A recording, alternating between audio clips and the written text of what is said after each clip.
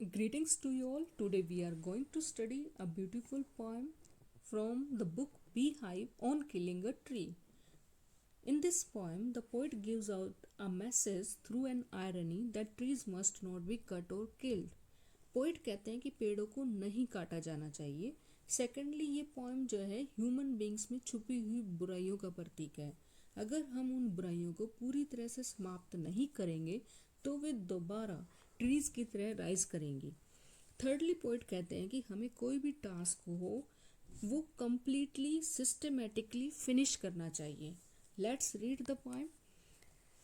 It takes much time to kill a tree, not a simple jab of the knife. Jab means sudden rough blow, means striking with something. In this stanza, the poet tells us how to cut a tree. तो poet कहते हैं कि सिर्फ एक single blow से आप जो है किसी पेड़ को नहीं काट सकते. क्या रीज़न है? It has grown slowly consuming means eating the earth, क्योंकि ये धीरे धीरे बड़ा हुआ है अर्थ को कंज्यूम करते हुए. राइजिंग आउट ऑफ इट, इसमें से निकलते हुए. Feeding means consuming. Upon its crust means upper layer. Absorbing means taking into years of sunlight, air, water. And out of his leprous height. Leprous means discolored bark. Sprouting leaves. Sprouting means growing. Leaves means पत्ते. तो poet कहते हैं कि पेड़ ने sunlight, air और water को धीरे धीरे एब्जॉर्ब किया है. सालों सालों लग गए हैं उसको, और उसकी जो डिसकलर्ड बार्क है वहाँ से पत्ते निकले हैं, ट्विग्स निकली हैं, और फिर वो बड़ा हुआ है. So hack and chop, but this alone won't do it. In this stanza, the poet continues with its ironic tone as to how a tree is to be killed completely. कि आप एक पेड़ को completely कैसे मार सकते हो, इस प्रोसेस को वो बड़े आयरनिक वे में कंटिन्यू करते हैं. तो पोइट कहते हैं कि जब आप कंटिन्यूसली हैवी ब्लोज उस पर कट मारते हो और तो ये भी जो है सफिशिएंट नहीं है पेड़ को काटने के लिए. But the alone won't do it, not so much pain will do it. ये पेन भी काफ़ी नहीं है. The bleeding bark will heal. अगर आप उसको अननोटिस छोड़ दोगे तो वो जो बार्क में से सैप निकल रहा है वो धीरे धीरे हील हो जाएगा, क्योर हो जाएगा. And from close to the ground will rise curled means twisted, small green twigs. Twigs means branches, और वहाँ से दोबारा ब्रांचेस निकलनी शुरू हो जाएंगी.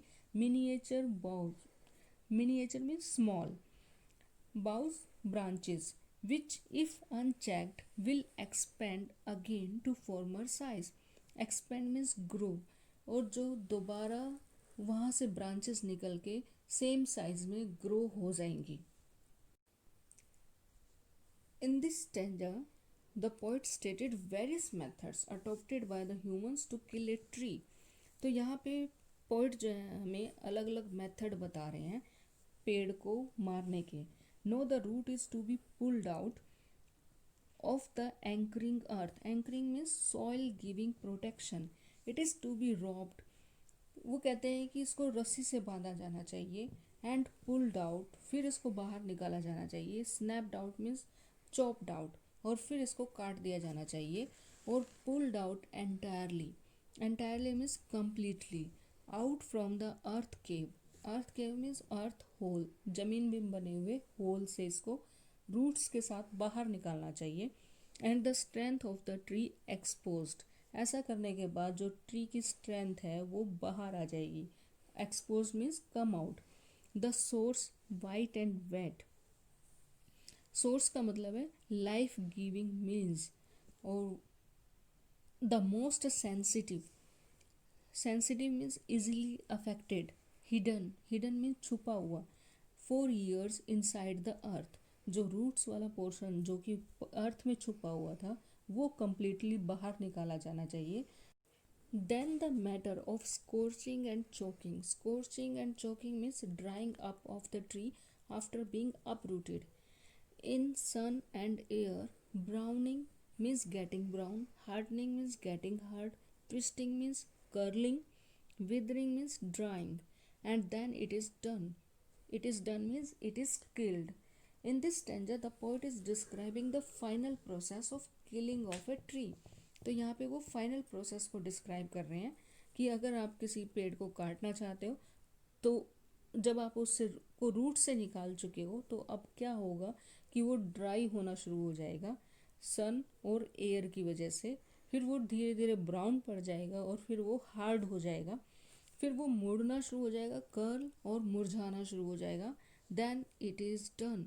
फिर ये प्रोसेस जो है वो फाइनल हो जाएगी, the actual end of the tree is done. So this is the poem. Hope you understood.